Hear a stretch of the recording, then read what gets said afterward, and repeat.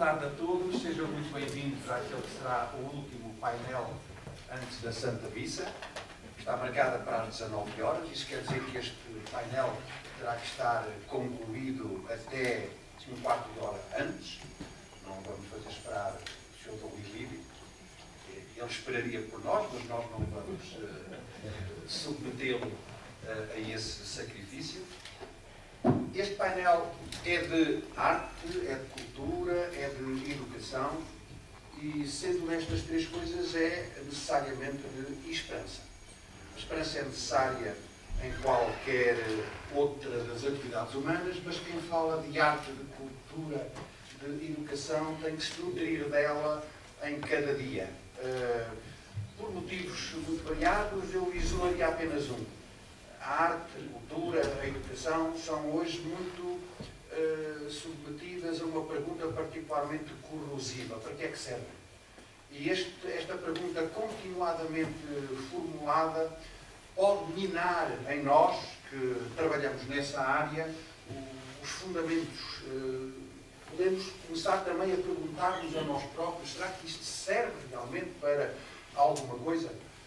São realmente áreas onde a esperança tem que ser resistente, tem que ser profunda, tem que ser renovada em cada dia. A arte e a cultura, como bem sabem, têm uma dimensão de mistério que muitos teóricos aliam à nossa dimensão divina. Às vezes, perante um quadro, costumamos perguntar muitas vezes: o que é isto? O que é que isto quer dizer? Porque nos últimos anos temos vindo a cancelar em nós uma pergunta prévia. É: de onde é que isto vem? De onde é que isto vem? De onde é que vem esta obra? De onde é que vem este quadro? Esta escultura? Esta pergunta é prévia e pode iluminar a outra. Só fazendo esta é que podemos talvez depois alcançar uma resposta satisfatória para a pergunta: o que é que isto quer dizer? Mas a arte tem também uma dimensão oficinal, que está esquecida. Às vezes nós olhamos para um quadro perfeito, para uma peça musical, e podemos ser romanticamente tentados a concluir que aquilo apareceu assim, de forma epifânica, de forma milagrosa. Cada quadro, cada escultura, cada soneto exige oficina, exige trabalho, portanto, exige devoção. Exige devoção. Poderíamos até dizer, embora forçando a palavra, exige consagração. Consagração, devoção, mistério. Eu suspeito que vamos ouvir falar disto ao longo deste painel, que é integrado, como bem sabem, pela doutora Maria de Fátima Eusébio. A doutora Maria de Fátima Eusébio é uma pessoa de Viseu, é licenciada, mestre e doutora em História da Arte pela Universidade de Coimbra, não podia ter escolhido melhor. Trabalhou na talha barroca, ela diz que sim, trabalhou na talha barroca na Diocese de Viseu, é coordenadora do Departamento dos Bens Culturais da Diocese de Viseu, interessa-se particularmente por património da Igreja, talha dourada, policromada. Depois seguir-se-á no uso da palavra a Lígia Vieira Rodrigues, vem de uma área afim, mas diferente, belas artes, pintura, é uma artista, é uma criadora, autora de esculturas já famosas. Uma delas está na Igreja da Santíssima Trindade, em Fátima, e a última, não sei, a promessa foi oferecida a Sua Santidade o Papa Francisco quando ele veio em maio a Fátima. Portanto, há um pedacinho de si no Vaticano junto do Papa. E por último, a Matilde Trocado. A Matilde Trocado é professora, é autora, é encenadora, tem trabalhado sobretudo na área do teatro musical. É uma pessoa com uma formação cosmopolita, tem ido e continua a ir frequentemente a Nova Iorque, onde obtém formação. Ela estava há pouco a conversar, intensiva, conjugando essas ausências de 3 semanas com uma vida familiar intensa e, pelos vistos, em contínuo. Mas eu disse: não falo. Se não quiser falar, que fale. E, portanto, é com muito gosto que eu dou primeiramente a palavra à doutora Maria de Fátima Eusébio. 15 minutos para cada uma, ferreamente controlados, como me disseram para fazer. Muito boa tarde a todos. Eu até vou pôr o cronómetro, antes de mais, porque tenho esperança de não ser submetida à ameaça que já me fizeram, que é, aos 17 minutos, sou atirada do palco para baixo, e por isso é melhor estar alicerçada nessa esperança e isso não me acontecer. Queria começar por agradecer à organização pelo convite para integrar este painel que, como é evidente, muito me agrada, ligado à cultura, e também agradecer à organização, na pessoa da Dra. Alexandra e Dr. Paulo Rocha, pela oportunidade de termos o Encontro Nacional de Leigos, do Apostolado dos Leigos, na cidade de Viseu, que com certeza todos acharam muito bonita e que vale a pena regressarem novamente. Falar sobre o património da Igreja é falar dos mais de 2000 anos desta Igreja, que encontrou sempre na linguagem artística, nas suas diferentes expressões, porque a arte tem muitas expressões, uma forma privilegiada de manifestar, comunicar o divino. Com obras que são mais ou menos eruditas, eu queria que passasse o slide, são obras que são mais ou menos eruditas, pode passar. Temos obras realmente de grande erudição e de grande qualidade, temos outras de menos erudição. No entanto, o primeiro ponto que nós temos que deixar logo aqui é que tratam-se todas elas obras que são resultado da fé de comunidades que se juntaram, que uniram os seus esforços, porque consideraram que esta produção artística, que esta realização artística era essencial. É uma fé que foi um fator de comunhão entre as comunidades e que, se calhar, na atualidade também nos faz falta a mobilização nesse sentido. É por isso que, quando ocorrem obras nas igrejas, um dos aspectos que eu acho mais gratificantes é ver como a comunidade se une em torno do objetivo de recuperar a sua igreja. Claro que só fico feliz quando a igreja é devidamente recuperada, com uma orientação adequada, porque em muitos casos também temos a situação da sua destruição. Realmente, ao longo dos séculos, a igreja assumiu sempre a arte como sendo necessária, como sendo essencial à liturgia.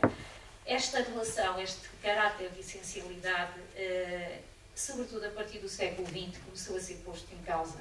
E a questão que o professor Bernardo já há pouco colocou sobre a questão de que hoje pergunta-se muitas vezes para quê e para que é que se gasta o dinheiro, revela o quê? Revela uma falta de compreensão do alcance que a produção artística desempenha no seio dos espaços religiosos.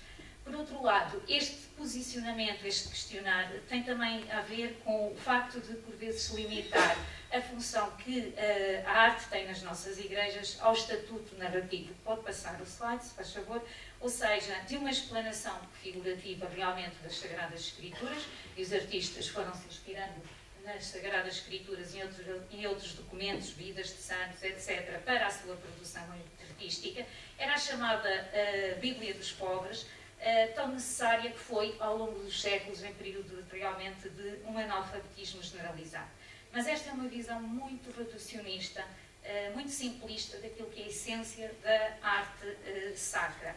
Hoje o analfabetismo é ao contrário, é um analfabetismo que se refere à capacidade de compreensão da arte das nossas igrejas nas suas componentes intrínsecas. O que é que isto se pretende? Ou seja, descodificar a simbologia das artes em paralelo com a assimilação e vivência como uma expressão de fé e de amor. Ou seja, o narrativo é apenas um caminho para. Não é um mero artifício a produção artística. Um amor dos fiéis para com Deus e destes para com os homens, pois Deus está na base de toda a criação que se pretende autêntica. Outro erro também recorrente é o entendimento do património das nossas igrejas apenas na perspectiva estética, reduzida à sua beleza material. São aquelas igrejas escolhidas, eu costumo dizer, para algumas cerimónias, nomeadamente para quase serem cenografia, de cerimónias que há pessoas que muitas vezes entram nas nossas igrejas e tiram fotografias porque o cenário é bonito, porque não há um conhecimento realmente da qualidade que esta arte tem do ponto de vista da sua beleza, mas que é uma beleza que não é uma beleza meramente estética, material, é uma beleza que é tem a sua fonte, a sua raiz em Deus. Transposta para a materialidade, como é evidente, através das mãos dos vários artistas. O belo não é um fim, mas é um caminho para elevar o espírito do homem até Deus. Este é o verdadeiro sentido da arte sacra, elevar o homem até Deus, porque lhe comunica, faz sentir aquilo que é a verdade, faz crescer na sua fé, faz ter na esperança. Neste sentido, estas obras deixam de ser apenas religiosas, alcançam o seu estatuto de sagrado. Ela é um meio, a arte é um meio e nunca a finalidade em si. Pode passar, se os olhos veem, o coração dos fiéis é fundamental para olharmos aquilo que é arte como fonte de luz, permitindo-lhe ver e sentir o caminho que leva a Cristo, que leva ao Pai. A arte cristã é, assim, um caminho de devoção e de amor a Deus, quando autêntica. Ela é o resultado de um coração de artista que se abriu ao Espírito e que foi capaz de tornar visível o invisível. Através da arte, o cristão pode encontrar a leitura maravilhosa da presença de Deus. Pode passar. Assim, a relevância da arte das nossas igrejas não se pode circunscrever à forma, à técnica, à função que as peças têm. E o espaço em si também desempenha. Ela tem um alcance, por um lado, pedagógico, mas, por outro lado, também teológico, tem um alcance de caminho. As imagens, nas suas diversas expressões, estimulam a adoração e veneração dos fiéis. Elas são um receptáculo de orações e de súplicas. Promovem o conhecimento e a meditação sobre os mistérios da fé. Favorecem a meditação espiritual e contemplação. A obra de arte pode estar dentro de um espaço religioso, e eu costumo salientar muito isso junto das comunidades, é portadora de toda esta carga que há de um diálogo que se estabelece entre os fiéis e determinada peça, seja pela sua utilização em termos do culto católico, seja pelo seu diálogo que se estabelece individual, no conjunto das celebrações. Isto é muito importante quando se substitui uma peça antiga por uma nova, ou quando, só porque tem alguns elementos, pronto, a peça já não é nova, o tempo passa por ela, e não esquecer que a peça nova perdeu toda essa carga, toda essa fé, todos esses elementos de alguém que rezou, que pensou, que suplicou, que se zangou com Deus, muitas vezes na própria igreja, perante estas peças. A própria iconografia da adoração faz parte das inúmeras representações artísticas da Igreja. É o caso da adoração do Cordeiro, a adoração dos pastores, a adoração dos Reis Magos ou a adoração junto à cruz. Um tema que também tem sido bastante abordado e depois numa relação com aquilo que é a veneração dos fiéis perante as obras de arte. Os santos, as imagens, pode passar o slide, as imagens de Maria são realmente testemunhos e fonte de fé e de vida. Não podem ser percepcionadas como imagens mortas, o seu vínculo com o sagrado não se reduz ao posicionamento no espaço sagrado. Para além de incentivarem práticas devocionais, têm o poder de invocar Deus, de revelar o seu amor. Como destinatários privilegiados das nossas orações, das partilhas, das súplicas dos fiéis, a afetividade para com os santos e Maria abre a aproximação a Deus e clarifica no crente aquilo que é o verdadeiro caminho para a verdade, para a salvação. O conhecimento das virtudes dos santos pode e deve motivar a mudança, a transformação daquilo que é a nossa vida, o levar essa mudança para o nosso dia-a-dia. Assim como o conhecimento também das suas fragilidades e dificuldades o consciencializam ao fiel de que o sofrimento faz verdadeiramente parte da vida humana. De acordo com o Papa Bento XVI, os santos puderam percorrer o grande caminho do ser homem no modo como Cristo percorreu antes de nós, porque estavam repletos de grande esperança. Na verdade, eles são luzes de esperança e de amor. Pode passar, se faz favor? e são algumas representações de santos cuja leitura, evidentemente que todo o conhecimento, a compreensão, parte de um conhecimento da componente simbólica e narrativa, para depois podermos realmente chegar a um outro patamar de que esta imagem tenha a influência sobre o nosso ser, e também só pode ser feita essa compreensão de coração aberto, porque se não estivermos realmente de coração aberto, não há obra de arte que nos consiga também falar. Pode passar, só para vermos também as diferentes linguagens. Vai ser passada, não vai mostrar imagens, eu tirei a imagem da Igreja da Nossa Senhora do Piso, é a autora da imagem da Nossa Senhora do Piso. Eu tenho o privilégio de me encantar pela vida cada vez que olho para ela, não é? Porque é realmente a imagem da minha paróquia. E depois o contraste, mas são obras que cujo objetivo, cuja finalidade é comum entre uma e a outra, só que obedecem a conceitos artísticos diferenciados. Entre as novas devoções, e pode passar, tem também absoluta relevância a veneração a Nossa Senhora de Fátima, cuja imagem está presente na maioria das nossas igrejas, retirando o protagonismo a outros santos, e nem sempre este retirar deste protagonismo no contexto também das igrejas foi devidamente pensado. Capitalizou realmente a devoção de muitos fiéis e é realmente o exemplo de como esta mãe tem fortalecido a esperança daqueles que a veneram, daqueles que olham para ela e sentem realmente como a mãe. Proliferam imagens de diferentes características, mas como é evidente aqui é uma das vertentes onde nós notamos a introdução da arte, que não é arte, ou seja, de peças que são completamente desprovidas daquilo que é a verdadeira essência do património artístico, porque não são fruto da criatividade, são antes fruto de meras cópias que são realizadas com fabrico industrial, sem qualquer criatividade por parte de um artista que tenha posto o seu coração ao trabalho, no trabalho da sua realização. Neste contexto, as nossas igrejas devem estar abertas, pode passar, não apenas para as celebrações no domingo, mas diariamente, como um local onde os crentes sintam vontade de entrar, de permanecer, de estar em silêncio, de contemplar, de escutar, um local onde se sintam verdadeiramente acolhidos nos braços de Maria e de Cristo. E aqui a arte tem um papel exemplar para todo este acolhimento, para toda esta presença que o crente tem no seio das igrejas. Protegidos pelos santos, locais com os quais se identifiquem como participantes do amor e da vida de Cristo, onde a esperança se renova e ganha força. Mais do que um abrigo, a igreja é a casa de uma família, unida por laços espirituais e fortificada na esperança. Ela é a casa da esperança. A arte motiva constantemente este encontro, este diálogo, esta comunhão dos crentes com Deus e de Deus, precisamente com os crentes, com os homens. Um lugar vivo para os homens vivos, onde a contemplação do visível leva à invocação do invisível, leva alegria ao coração dos homens. Mais do que pode passar, do que um sentimentalismo religioso, o sentido espiritual da arte, quando compreendido, toca verdadeiramente o homem. Facilita a sua assimilação da infinita riqueza daquilo que é a palavra de Deus.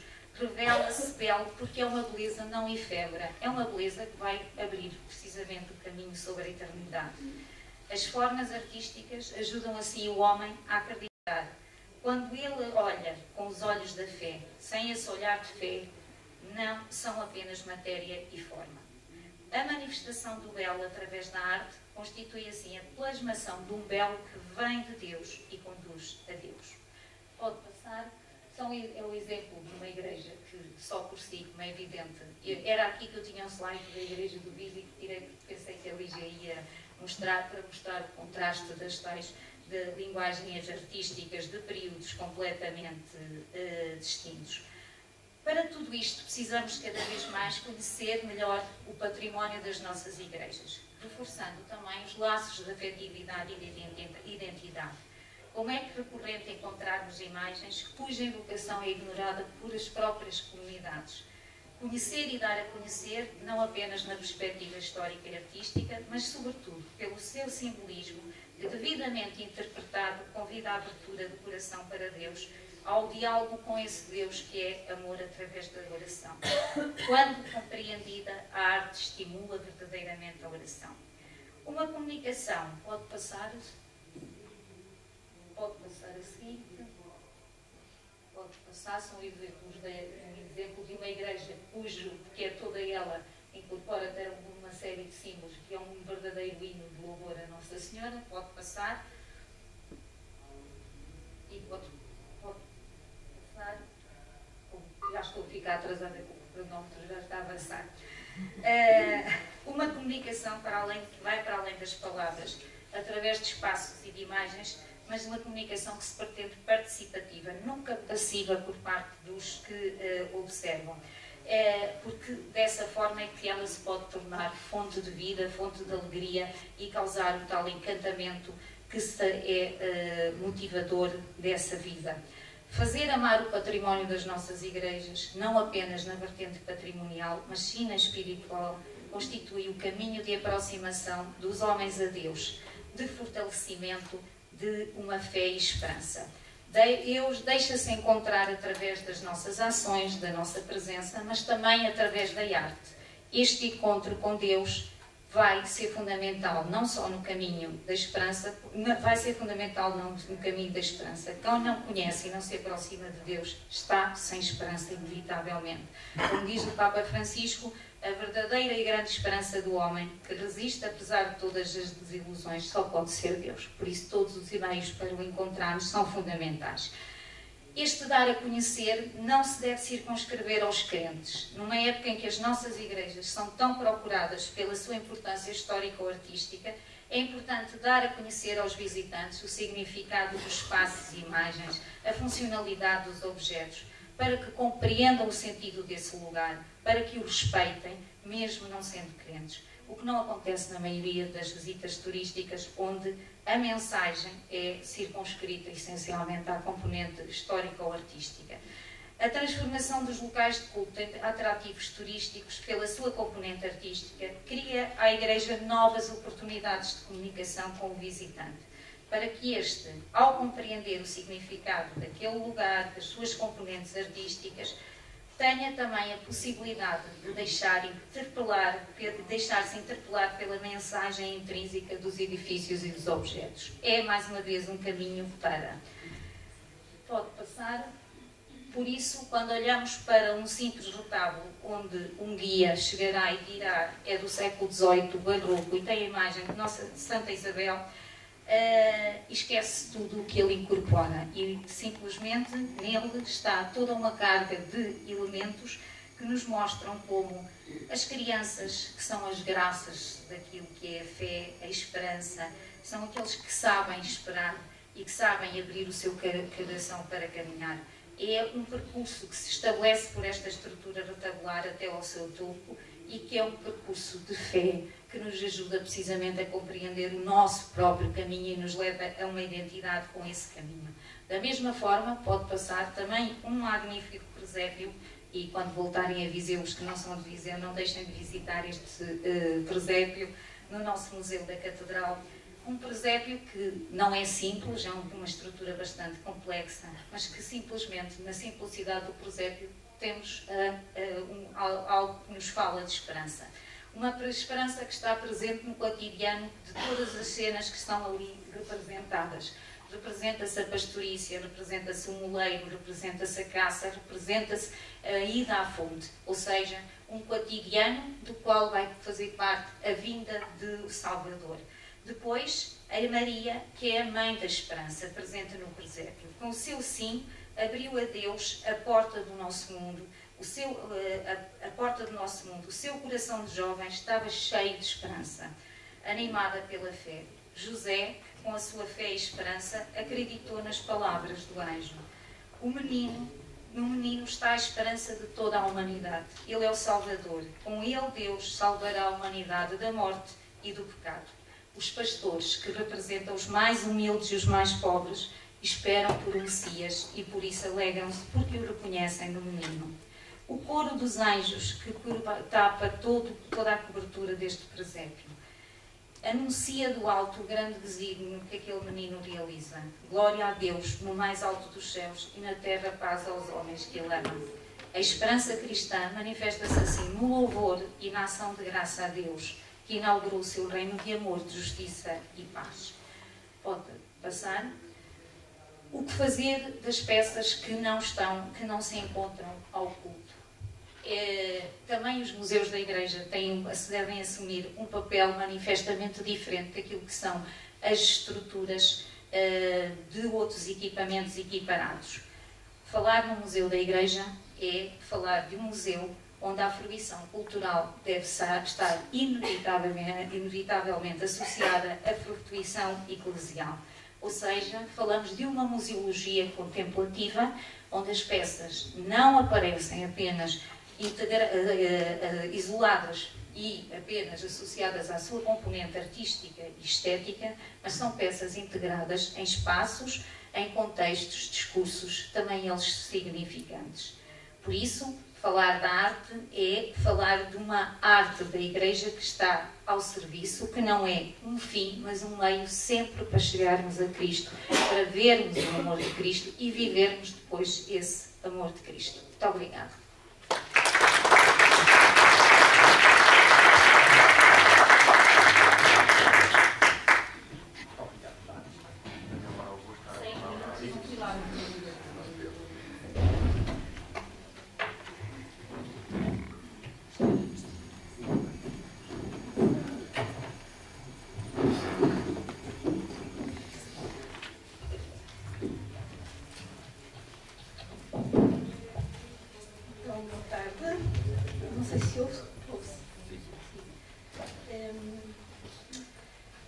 É entusiasmante o tema proposto com este congresso e gostaria que o meu contributo pudesse também ser uma partilha de como eu tento concretizar. E queria convidar-vos a entrar comigo no meu estúdio. Deixemos entrar connosco também toda a humanidade, de agora e de todos os tempos. Esta nossa grande família, com toda a riqueza das diferenças, das relativas dificuldades, com alegrias e dores, descobertas e retrocessos, que ao longo da história fizeram de nós aquilo que nós somos hoje. Com esta alma, só com esta alma, consigo falar-vos da minha vida e do meu trabalho. E gostaria que este fosse também um momento de gratidão pelo amor com que Deus me tem amado, ao permitir-me toda a vida com que quero amar esta humanidade. E ao suscitar depois estas obras que agora vos quero entregar como fruto. Este é o percurso que faço todos os dias. Antes de chegar ao estúdio, passo pelas ruas, entro numa ou noutra loja, vou ao café, quero conter em mim toda a beleza que descubro nas pessoas com quem me cruzo. Um momento, um olhar, um sorriso, uma gargalhada, um elogio, para provocar o amor, para levar para o estúdio cada um e deixar que a minha alma seja invadida de humanidade. E a arte? Vejo-a, sinto-a, sobretudo luz. Essa luz que denuncia beleza. Beleza que é verdade. Amor, que sabe ser a única capaz de dizer o indizível. Mas é preciso ter o indizível para poder dizê-lo. É preciso deixar-me inundar de infinito. Infinito que descubro em todo lado, em todos, dentro de cada um. Quando entro numa igreja, eu gostaria de entrar na luz. Como se tratasse de passar à ressurreição.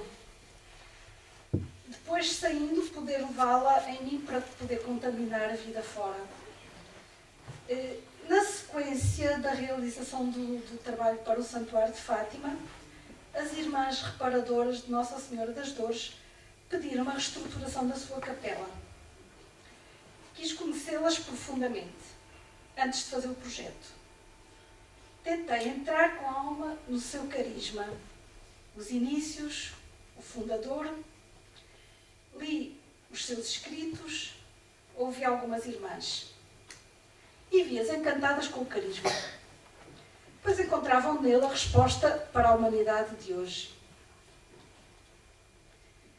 E vi toda a beleza daquela palavra de Deus dita com aquele carisma aos nossos tempos. Amei-o de tal maneira até o sentir meu, e enchi-me daquela luz, e fiz a obra. Foi uma experiência fantástica. Poder emprestar o dom da arte sem que a minha individualidade interferisse. E tentei retirar da matéria a luz com que essa deveria comunicar o carisma. Quis estar sempre em doação, mas fui eu que saí enriquecida. Enriquecida por mais um dom do amor de Deus para os nossos tempos.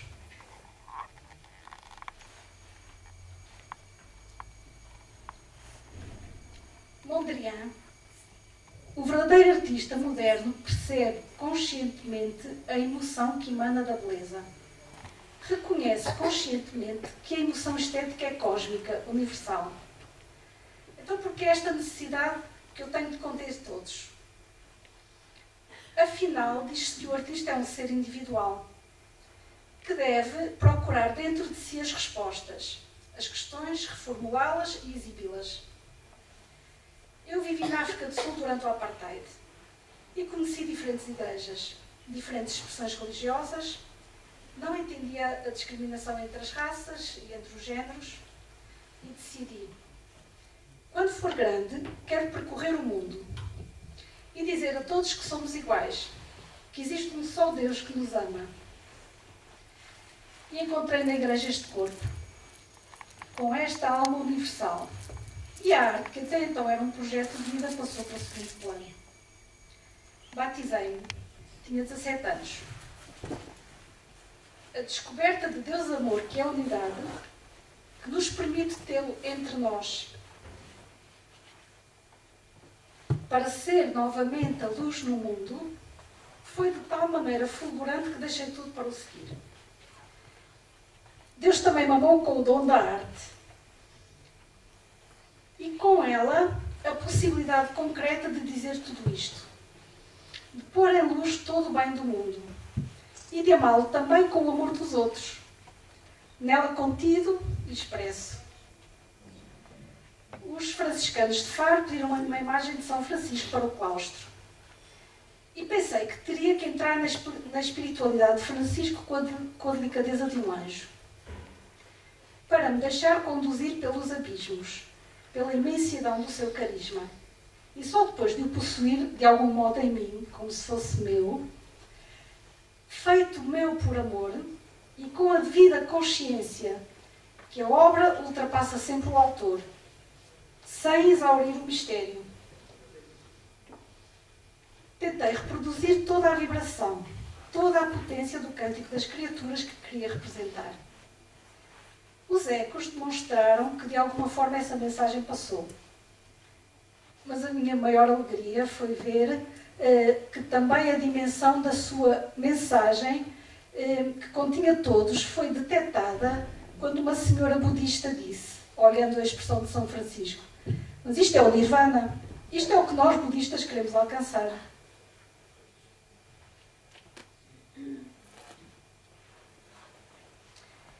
Estar consciente que a arte é universal significa para mim a sintonia e a gratidão pela arte de todos os tempos, de que é a nossa vez sermos herdeiros, para passar depois de nós mais uma parte da história, agora por nós enriquecida às novas gerações. Sinto que a arte tem que ser no presente esta ponte e abrir estradas onde já caminham jovens, crianças, mas no profundo respeito pelos anciãos. E ter a coragem de abrir caminhos de futuro, caminhos onde se detecta um fio comum que descobre sempre nova esperança. Como se o amor fosse uma bandeira que percorre os tempos, ligando-os numa única realidade transversal. E consciente, por experiência, que o Espírito faz novas todas as coisas. Então Kandinsky diz que cada obra de arte é filha do seu tempo e muitas vezes mãe da nossa sensibilidade. Cada período da civilização realiza, portanto, uma arte própria que nunca mais se poderá repetir. Esta perspectiva não significa que deve integrar todas as ideias, até porque penso que a arte sacra, estando ao serviço da liturgia, deve encaminhar os crentes para a compreensão do mistério, da celebração eucarística, da palavra, e não desviá-la para artifícios que muitas vezes distraem do essencial. E esta não é uma posição fácil. Provoca muitas vezes contradições. Em cada comunidade religiosa, cada paróquia, existem desafios, resistências. Todo o processo de mudança é difícil, porque há sempre perdas necessárias perante novas aberturas que não se exprimem com as mesmas formas do passado. Isto faz parte do amor com que nos propomos amar as gerações futuras. Por vezes não posso fazer o que gostaria e o que acharia melhor, também pensando às novas gerações. Mais vale caminhar devagar com todos do que depressa sozinhos. Mas é preciso ir abrindo portas, com coragem, sem ceder a compromissos. Consciente que nem sempre a cultura e a formação que o povo tem acompanham os tempos. Isto é muito importante. Também nós temos algo a dizer hoje para construir a história. Por isso, antes de qualquer ideia, procura ouvir todos, possuir a visão de cada interveniente.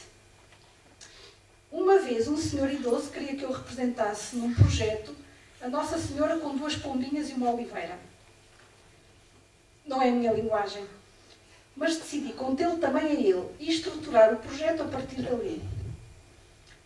Criei a porta de entrada em que Maria, pegando todo o povo pela mão, o levava a Cristo, dentro da igreja.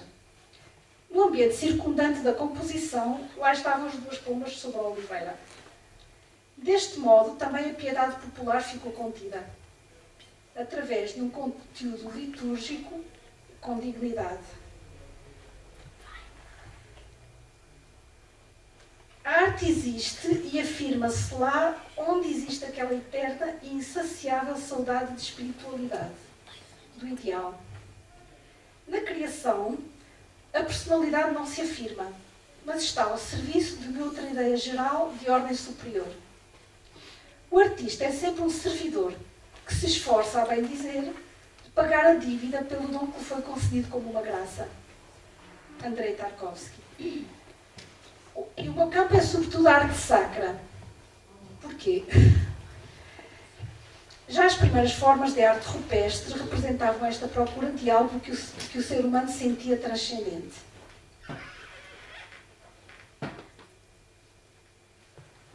Pode a arte ser uma resposta para a fé? Na carta aos artistas, São João Paulo II refere que os padres, no final do concílio, dirigiram aos artistas uma saudação e um apelo nestes termos. O mundo em que vivemos tem necessidade de beleza para não cair no desespero. A beleza, como a verdade, é a que traz alegria ao coração dos homens. É este fruto precioso que resiste ao passar do tempo, que une as gerações e as faz comungar na admiração. Mas nem sempre tudo é tão claro. Também eu tenho momentos de escuridão. E às vezes são tão grandes, tão profundos, que põem em causa tudo aquilo em que acredito. Foi num destes momentos que me foi pedida a reestruturação da Igreja de Nossa Senhora de Fátima no entroncamento. Uma das obras era o ressuscitado a figurar no presbitério. E Deus onde estava? Completamente ausente da minha alma. Ao ponto de não acreditar mais. E como podia eu fazer algo em que não acredito? Quantas noites em branco? Quanta agonia! Que fazer? Encontrei uma solução prática. Perguntei-me, se Deus não existe, vivo alguns anos e depois tudo acaba no nada. A minha vida, a minha escolha, terá sido tudo em vão. Então, eu posso representar aquele Jesus em que acreditei, sabendo que ao menos para os outros ele existe. Posso fazê-lo por amor às pessoas. Isto ninguém me pode impedir. Porque amar eu ainda posso enquanto viver.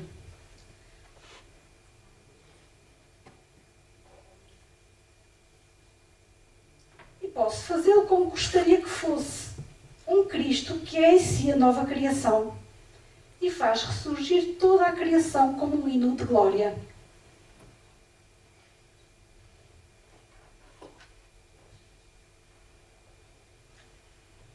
Iluminar os abismos do coração do homem, esta é a dimensão do artista, Robert Schumann.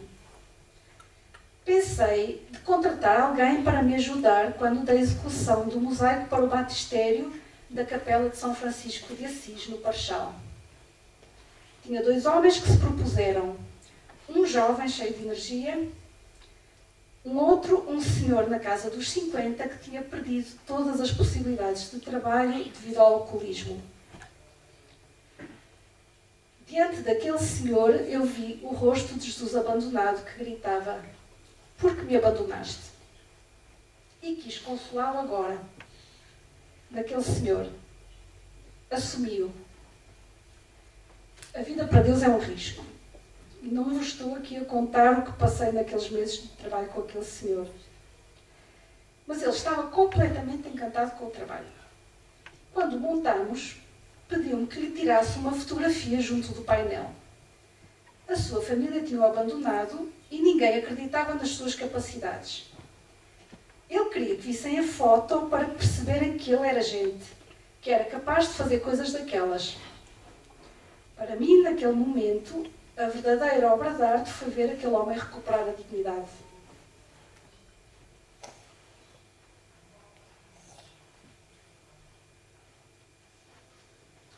Então aproximamos-nos do final desta viagem juntos ao meu estúdio e gostaria de partilhar um extrato de um pensamento de Chiara Lubich, feito diante da Pietà de Miguel Ângelo.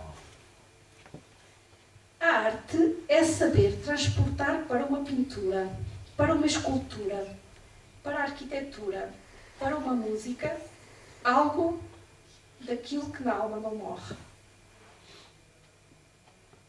Uma obra de arte é tornada assim eterna por este qualquer coisa. Pelo que, mesmo passando os anos, as modas, os métodos, mesmo com o progresso da técnica, apesar do multiplicar das descobertas, aquela obra fica, porque tem uma marca imortal, divina.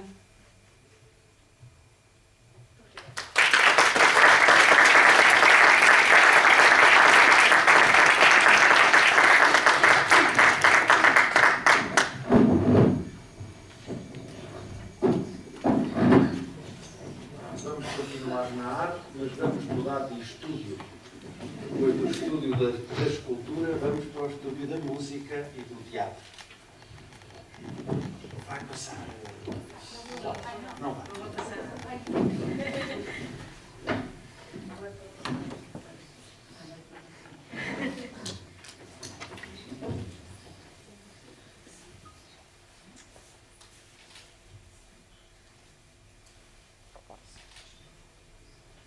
Olá, eu queria em primeiro lugar agradecer à organização o convite. É uma honra estar aqui.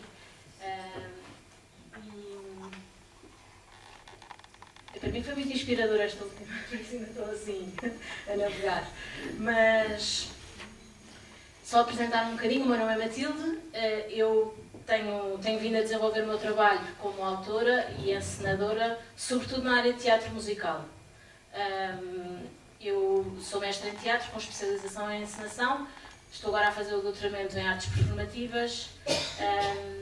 E pronto, e a minha formação passou por vários sítios, fiz formação de ator em Madrid, tenho estado por Nova Iorque também às vezes a fazer intensivos. Tenho 2 filhos que estão lá ao fundo, que eu espero que se portem bem. E um terceiro a caminho, como já foi referido. E pronto, e ao longo dos últimos anos eu tenho refletido muito sobre esta questão da espiritualidade na arte, não só devido a projetos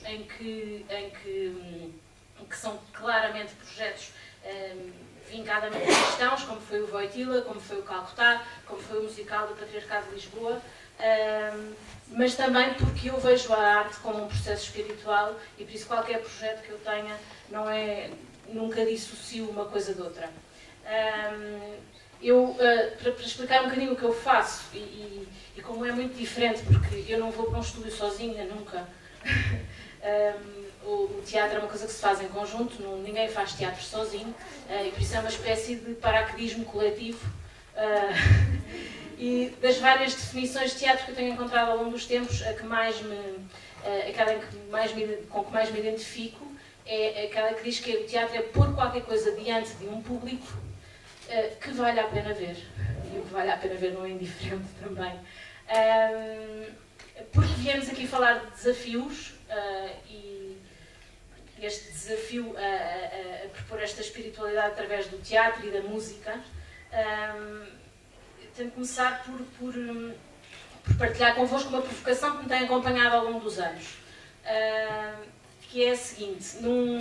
Há um livro do Dostoiévski chamado O Idiota, e nesse livro há uma cena em que, aliás, é muito cotada, em que um personagem pergunta ao príncipe: é verdade que tu um dia disseste que a beleza vai salvar o mundo?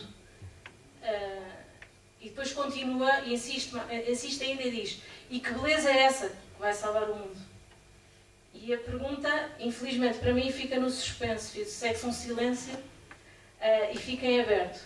E esta pergunta tem-me acompanhado muito ao longo dos anos. Que beleza é essa que pode salvar o mundo? Porque é nessa que eu quero trabalhar. É ao serviço dessa.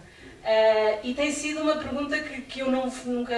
Sempre em movimento, eu nunca chego a fechá-la, mas ando sempre à procura dela. É esta resposta que eu procuro com o meu trabalho. Nisto eu estou perfeitamente consciente que estou fora de moda na minha área. Porque na minha área a questão da beleza não está na moda. Fazer teatro não é disso que se fala quando se fala nos desafios do teatro de hoje em dia, não é disso que se trata, mas eu não me importo de estar fora de moda, porque para mim é aqui que se joga. E então, que beleza é esta? É engraçado que Platão afirmou que o bem encontrou refúgio na natureza do belo, e que por isso, que é uma ideia maravilhosa se pensarmos, porque não existe belo sem bem. E se nós acreditamos que Deus é o bem supremo, Deus é também a fonte de toda a beleza.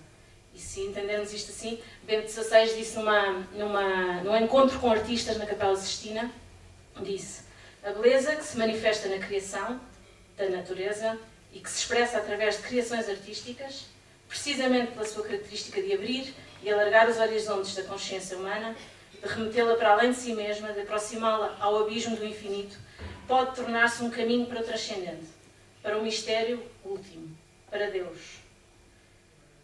Portanto, o caminho da beleza conduz-nos a colher o tudo no fragmento, o infinito no finito, Deus na história da humanidade.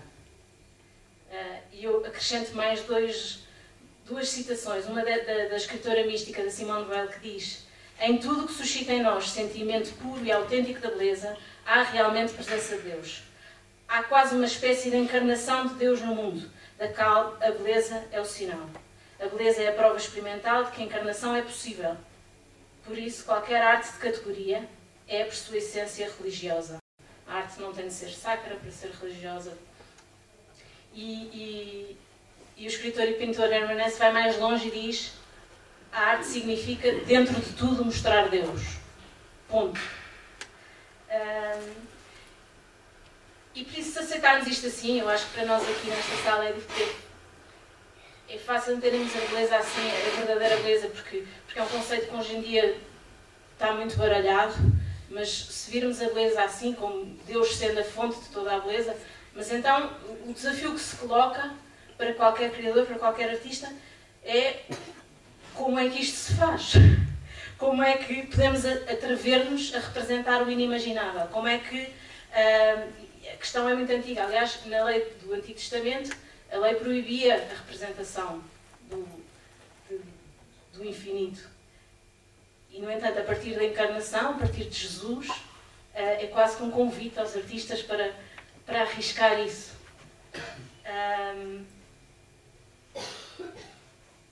Mas não é nada óbvio como é que eu agora faço isto. É bastante claro que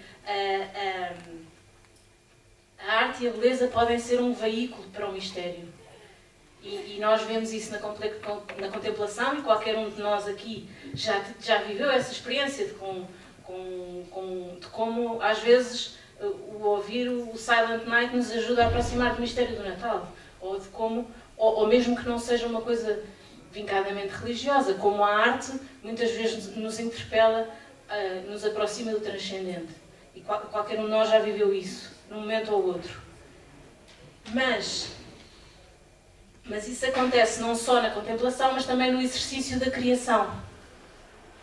E não o digo só numa lógica. Há um músico, um cantor que se chama Tom Waits, tem uma história que eu acho muita graça, porque ele diz que ia no carro e começou a vir-lhe uma ideia de uma música.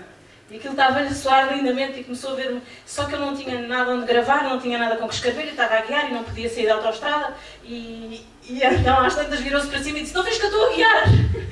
Por isso, não é só nesta lógica de inspiração, mas o exercício da criação artística pode-nos aproximar. Há um dramaturgo chamado Nigel Ford e ele diz: como a maioria dos escritores, eu não sei o que sei até começar a escrever. O processo torna-se uma espécie de revelação. Escrevo não porque vejo, mas para poder ver.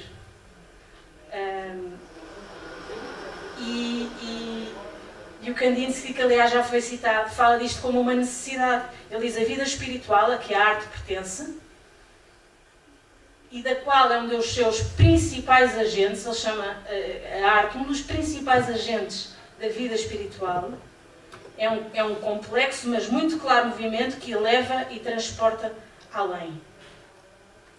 E por isso eu quero aqui um bocadinho desafiar, porque a Fátima, mesmo antes de começar, disse: eu não sou artista, mas... e eu quero exatamente pegar nisso para... porque o Picasso diz que todos nascemos artistas e que o desafio é exatamente permanecermos assim. E que muitas vezes somos educados para o contrário, para nos esquecermos disso. E aliás, há um poeta inglês que uma vez que lhe perguntaram como é que ele começou a escrever, como é que ele começou a escrever poesia, ele respondeu: quando é que os outros todos pararam? E por isso a nota que eu queria deixar é esta. Esta linguagem que a arte nos traz é-nos fundamental para viver a espiritualidade mais a fundo. Porque, muitas vezes, a linguagem que nós aprendemos tão repetidamente na escola não nos ajuda tanto nisso. E esta linguagem da arte é uma linguagem universal, é uma linguagem que eu acho que quase todos aqui já teremos visto o filme da Missão, e vemos quando o missionário chega àquele sítio e não tem como comunicar com aquelas pessoas. O que tem é um oboé, e como isso desperta a curiosidade e aproxima, e como isso é um veículo para essa linguagem, aproxima-nos de Deus e ajuda-nos a viver essa relação. E também os daqui que tocam um instrumento, mesmo que não se tenham profissionalizado, mesmo que não sabem como isso muitas vezes ajuda à vida espiritual e joga a favor. Há um desafio que é, mas esse também é o eco à oração. A Virginia Woolf dizia que cada vez que se sentava para escrever, os cães começavam a ladrar, tudo jogava contra. Havia barulho não sei onde, as portas não sei o quê, depois a cadeira não sei o que mais, tudo havia... O grau de resistência era tão grande para ela começar a escrever, e a somar a isso, ela dizia, e ainda por cima, o mundo não nos pede poesia. O mundo não pede mais obras de arte, não pede mais livros, não pede mais poesia, não nos pede isso. Eu vejo aqui um paralelo muito grande com a oração, muitas vezes quando nos sentamos para rezar, é um processo semelhante. E o mundo não precisa de oração, mas precisa. Não pede oração, mas precisa. E por isso deixo aqui este desafio a que não me vejam a mim como uma artista, mas que sou como qualquer um de nós aqui. E a que... E acabo como comecei com Dostoiévski, acabo com ele, porque ele, no outro livro, diz: a humanidade pode viver sem ciência, pode viver sem pão, mas unicamente sem a beleza já não poderia viver. Porque nada mais haveria para fazer no mundo. Qualquer segredo consiste nisto. Toda a história consiste nisto.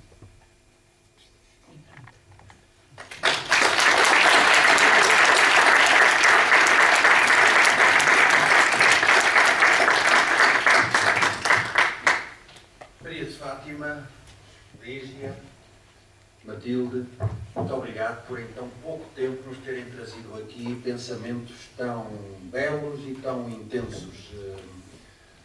Raramente tenho estado assim, numa circunstância em que os minutos foram aproveitados de uma forma escrupulosa e certeira. Eu tenho a certeza de que o auditório vai reagir. Se não reagir, eu invectivo. Porque estas pessoas merecem que reajamos ao que nos disseram. Abriram-nos as portas do que são, do que fazem, convidaram-nos para entrar pelo estúdio, todas elas, as que se confessaram artistas, e mesmo a Maria de Fátima, que modestamente disse que não é, mas depois a Matilde resgatou e resgatou-nos a todos. Todos nascemos artistas e depois realmente o mundo não nos pede, quase dispensa, quase nos obriga a afastar-nos desse estigma do nascimento, mas a sua profissão de fé, a profissão de fé do Dostoiévski, é a que devemos realmente manter-nos. E agora a palavra é do público. Dispomos de um quarto de hora antes de nos dirigirmos à Sé. Eu dou a palavra gostosamente a quem a pedir.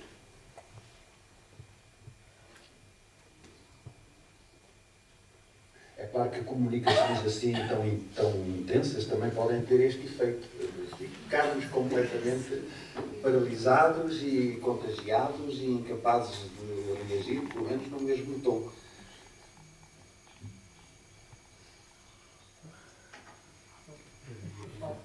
Tem duas pessoas, o António Manuel Rebelo e o Ricardo. Então, começando por um ou por outro. A Margarida. Ricardo, faz favor. Antes de mais, agradecer e dizer que foi extraordinário para todas as prestações que aqui vi, de registros muito diferentes e que nos dão uma perspectiva sobre a arte também e associada à nossa relação com Deus muito rica. Em segundo lugar, queria perguntar à Matilde o seguinte, perguntas muito rápidas. A primeira é, eu percebo que podemos ver, e é curioso que raramente se toca nesta questão, olha-se muito para trás, portanto, há bocado tivemos a ver a arte sacra muito focada do século XX para trás, em termos de arte contemporânea menos, não é?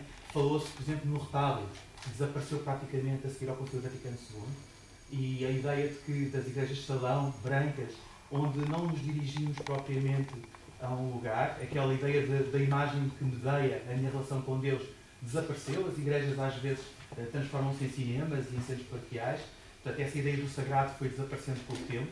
Eu diria que mais do que estar na moda ou não estar na moda, não há linguagem, não há coisa nenhuma, às vezes é difícil de entender, e por outro lado, vemos que na performance artística, percebendo que, por exemplo, numa procissão, até numa caminhada, numa peregrinação, é performática, no sentido que há ali uma manifestação claríssima, há uma manifestação interior, há uma dimensão, há uma construção artística.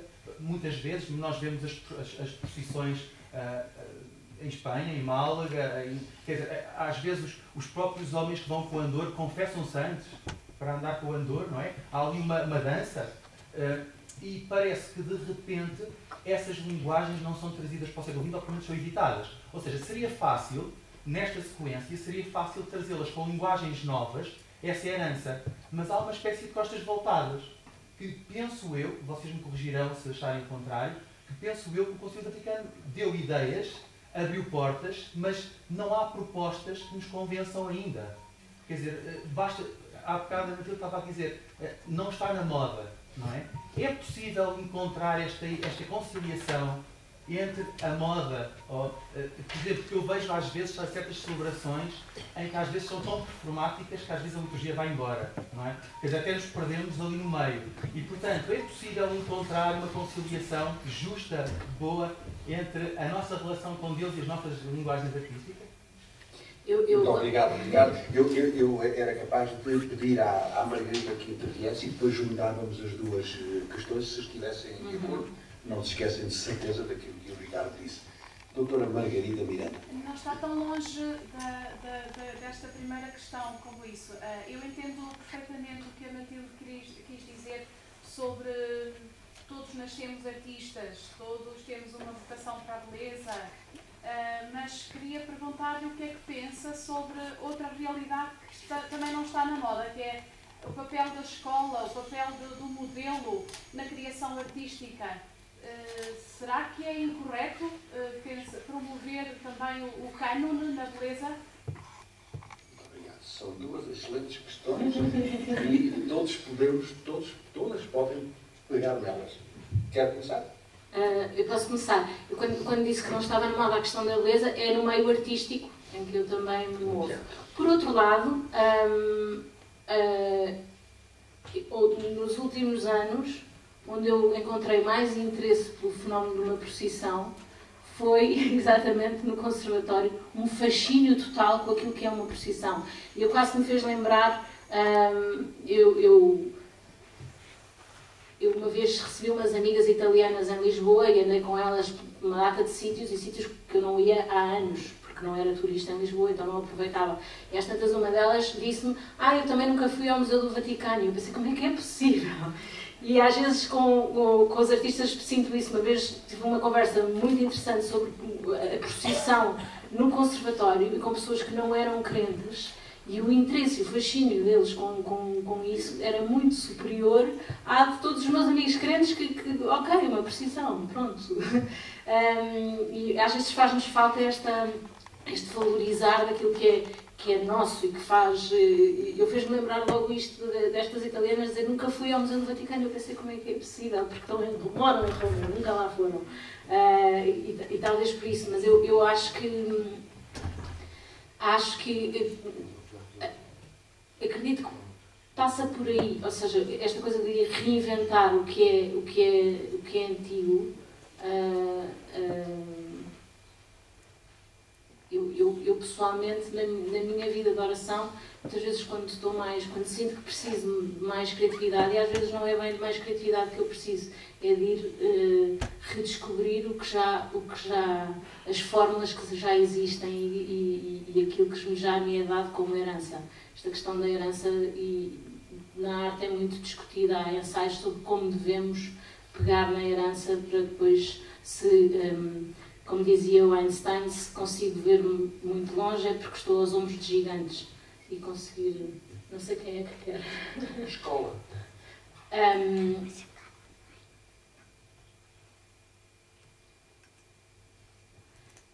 Eu tenho andado a ler bastante sobre educação, mas eu não sei se percebi a pergunta exatamente. O cânone na escola não são inculcados, não são devidamente valorizados, o belo, o bem, o que é manifestamente belo. Disse que o teatro que faz não está na moda. Sim, no meio artístico. Que prevalece o teatro de impacto, o teatro que provoca, com certeza, e não o teatro que sublima. E, portanto, com certeza, a pergunta da doutora Margarida vai nesse sentido. Sim. Eu sou muito defensora do ensino artístico. Se bem que me tenho colocado muitas questões, me tenho obrigado a pensar, mas porquê? Porquê que defendes isso mesmo? E em parte é para poder desenvolver esta linguagem de que eu falava, que eu acho que é fundamental para vivermos a espiritualidade. E por outro lado,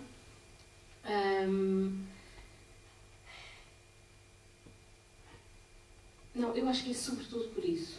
E sim, não quero estar a dar uma opinião que não tenha mesmo fundamentado. Eu tenho começado a ler muito sobre educação agora e por isso não quero estar já a achar que sei. E se alguém quiser...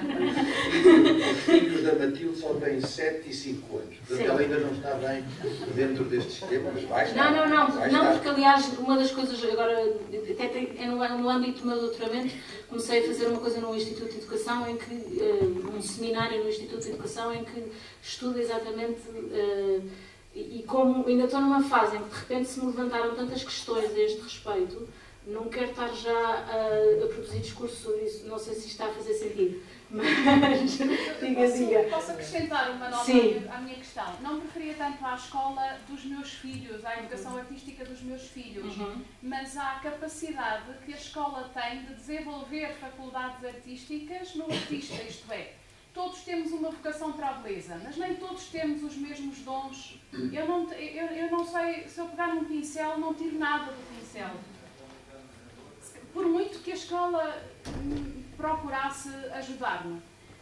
Mas se eu tiver um dom para a música e se eu conhecer os modelos da história da música, eu posso se calhar ir mais longe na expressão da verdade e da beleza. Claro. Era nesse sentido que eu falava da importância do cânone na formação artística. Ou será que a arte é toda igual? Não, mas uma das minhas questões, das mais recentes, até se prende com a escrita, e a escrita como arte também, e de como nós, na escola, não somos muito... somos treinados num sentido, começamos por fazer muitas cópias, muitos ditados, muitas... e o nosso método não nos... nem sequer nos educa a talvez questionar o que está escrito, ou pensar de outra maneira, ou reescrever aquilo que... Não sei, a nível da escrita, que eu acredito que é uma forma de arte como outra, e que não sei se é preciso ter um traço ou um ouvido muito dotado para isso, acho que é uma coisa bastante... Como dizia o outro, quando é que os outros todos pararam de escrever poesia? Porquê? Mas sim, eu acho que no ensino da arte, o ensino dos modelos e da herança artística é fundamental. Fundamental. Era isso que queríamos que dissesse. Peço desculpa ter demorado tanto a chegar aqui.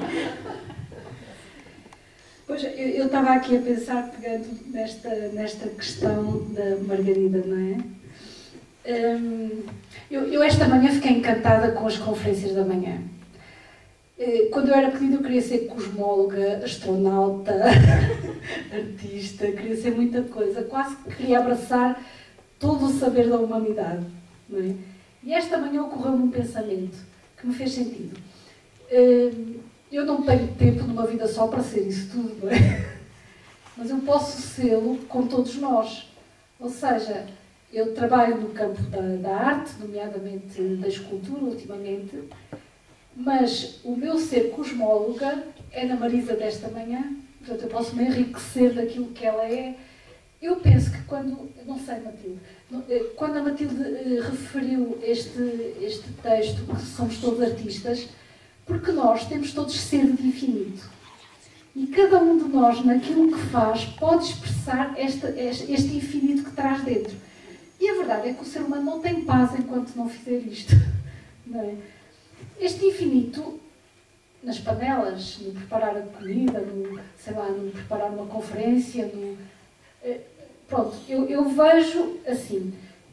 E vejo também que a escola, a educação, enquanto não descobrir este valor essencial do ser humano, não é? Que é isto que nos constitui, é a nossa unicidade, porque nenhum de nós vai ser repetido nos séculos, não é? Nós somos seres únicos e irrepetíveis. Somos já uma obra-prima, porque a obra-prima não se repete, não é? A obra de arte não se repete. Mas como corpo, somos um coração pulsante da humanidade. Então eu penso que, neste sentido, a educação tem muito a fazer, porque todas aquelas pessoas, todos os educandos, deveriam descobrir esta essência da humanidade. E cada um naquilo que os caracteriza, um na medicina, um no ensino, outro, sei lá, varrer ruas, outro...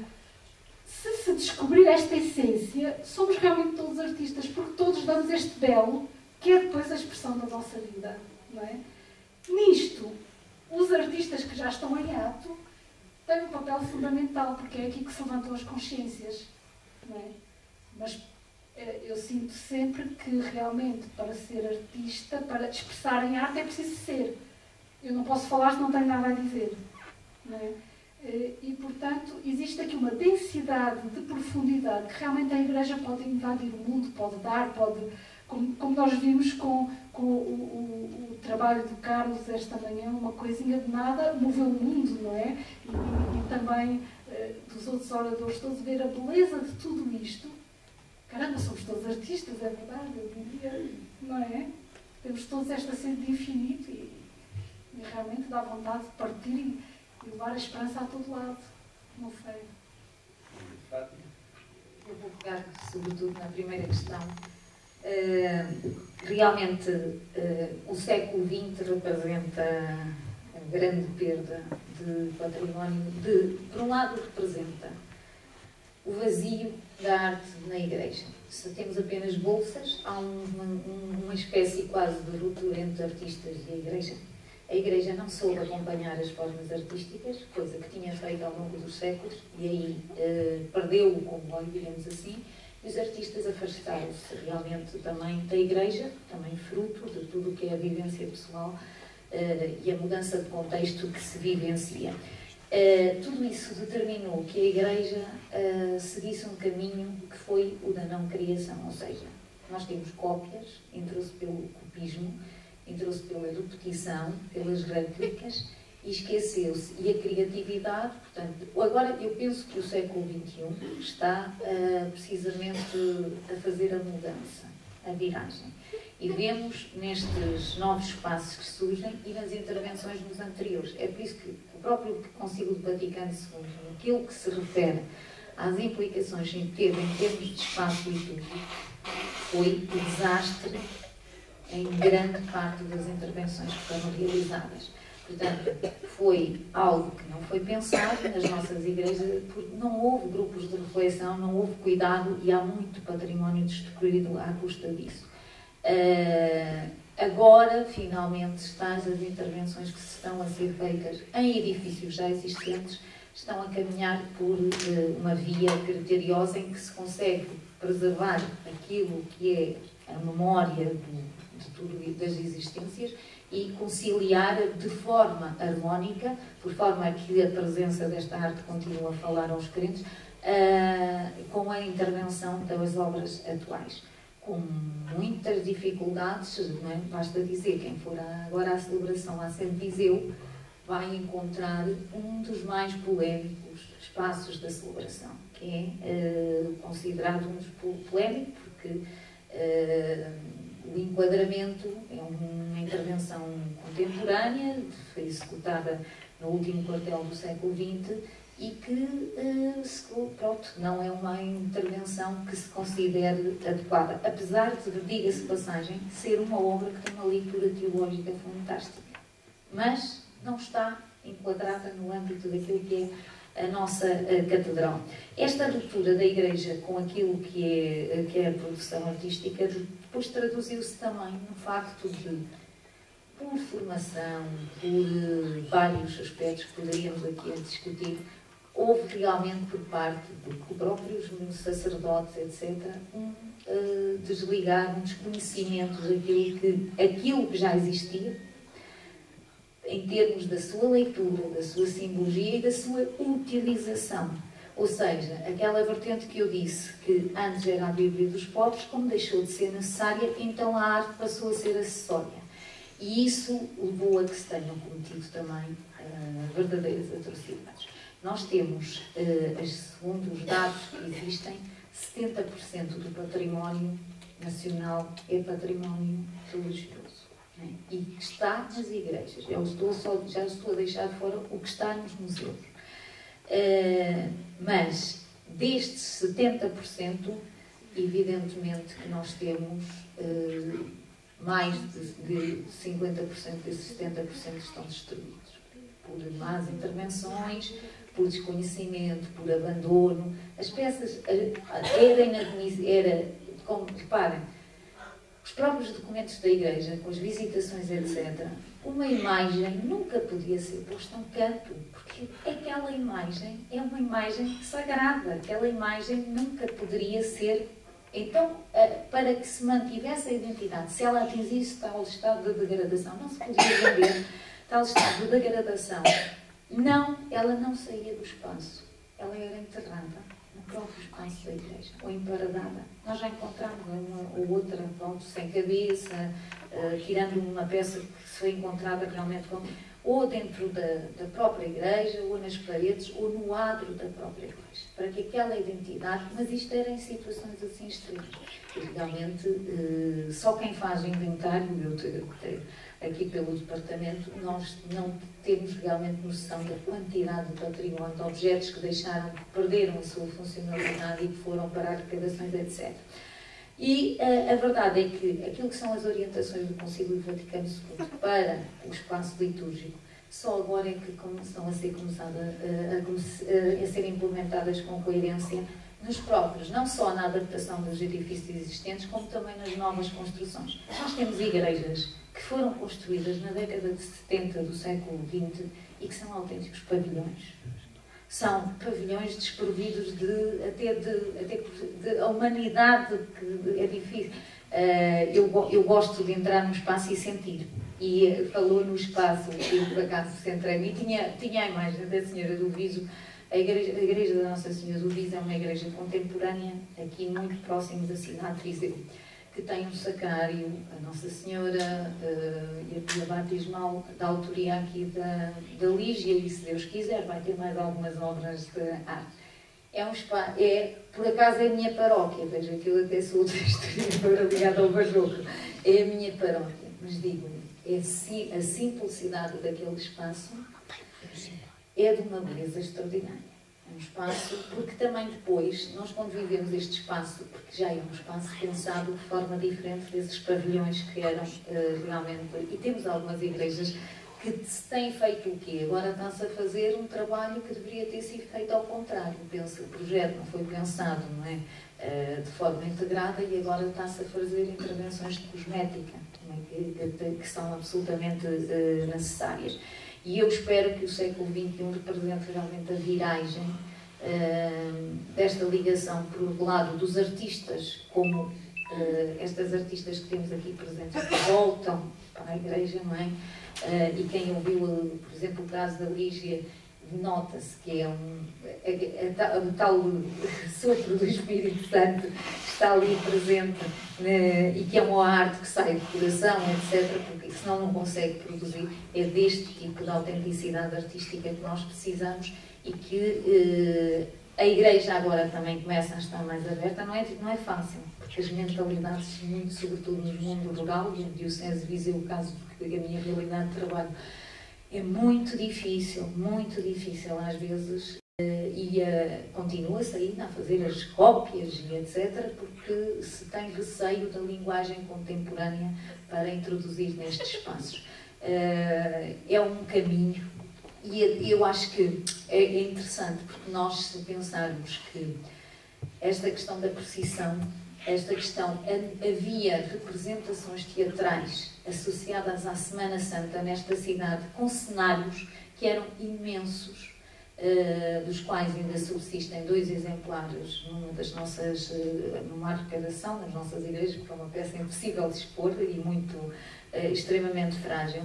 E esta questão, o teatro era o teatro sacro, e também estava associado diretamente à igreja. A igreja perdeu completamente essa ligação, e muitas delas que se transformam em auditórios. Essa é outra vertente que eu considero que é necessário discutir, porque a sociedade hoje em dia exige que a igreja, quase que exige que a igreja disponibilize os seus espaços. porque acha que se não disponibilizar é a igreja que está a ser retrógrada, é a igreja que não se abre à comunidade, é a igreja que se quer fechar e não compreende a especificidade dessas situações. É um conflito extremo que vivemos com as instituições. Eu posso dizer, estou no Departamento dos Bens Culturais, sou absolutamente contra alguns dos concertos que se têm realizado no contexto dos Jardins Efêmeros na sede de Viseu.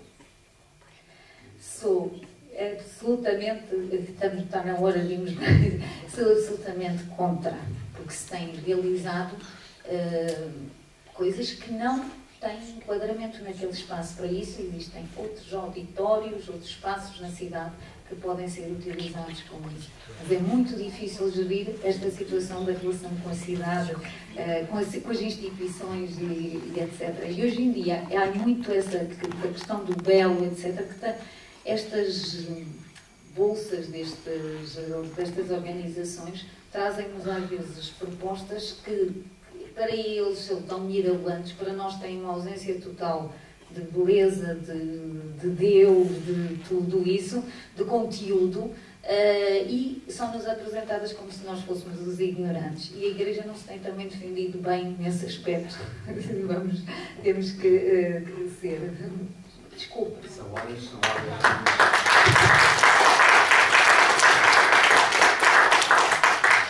São palmas bem merecidas às nossas, à Lígia, à Maria de Fátima e à Matilde. Agradecemos-lhe os testemunhos impressivos, a maneira como responderam. Retenho uma palavra quase no final desta última intervenção da Fátima. Eu espero. É o verbo que eu tenho muita esperança, porque senão já tinha visto e dado Esperamos todos. Obrigado.